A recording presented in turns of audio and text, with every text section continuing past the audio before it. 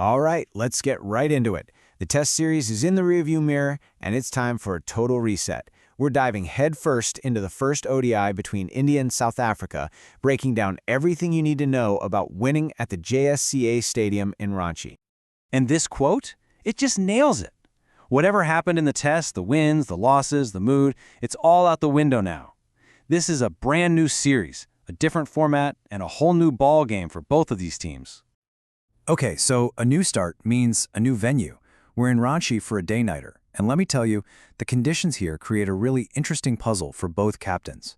The data actually gives us a kind of blueprint for victory, so let's unpack that. So, what is Ranchi's big secret? Well, at first glance, the place seems almost perfectly balanced. I mean, in the 5 matches played here, teams batting first have won twice, and teams chasing have won 3 times. Even the average scores are super close. This isn't a pitch that just screams bat first or bowl first, which means your strategy has to be spot on. So that brings up the big question, right? The one every team has to answer before they pick their squad. Who does this pitch really help?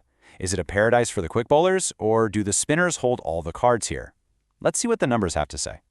Wow, I mean, just look at how ridiculously close these stats are. An economy of 5.48 for pacers versus 5.52 for spinners. A strike rate of 40 versus 44. You couldn't get them much closer if you tried. There is almost nothing separating them. Both types of bowlers are just about equally effective. And this chart just drives that point home. It is basically a 50-50 split when it comes to who's taking the wickets. So the takeaway here is crystal clear. You can't just show up to Ranchi with a one-dimensional attack. You need a balanced bowling unit that can ask questions all the way through the 50 overs, because this pitch has a little something for everybody. Okay, so if the pitch is so balanced, how do you actually win? What's the secret formula for putting a winning score on the board? Well, the analysis gives us a really clear phase-by-phase blueprint for how to do it.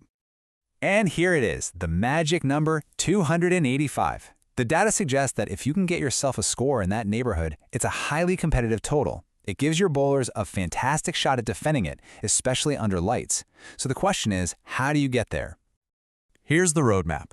Phase 1, the first 10 overs, is all about survival against that new ball. Then, from overs 11 to 25, you consolidate and build a platform. But it's this third phase, from overs 26 to 40, that's flagged as the most critical. If you can navigate that period, you're all set to explode in the final 10. Let's just zoom in on this for a second.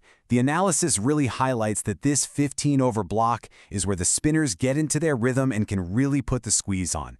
This is where the game is most likely going to be won or lost. How a team plays this specific period, whether they're batting or bowling, will probably decide the whole thing.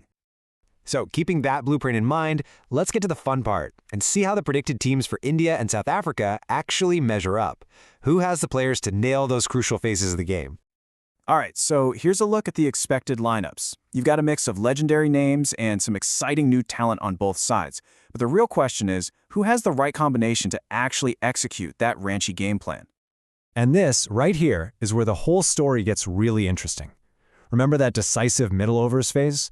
Well, India can roll out 3 specialist spinners, Kuldeep, Jadeja, and Washington Sundar.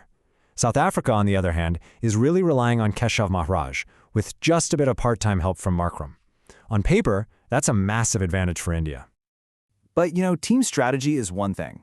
Big matches like this are often just decided by one player having a brilliant, game-changing day.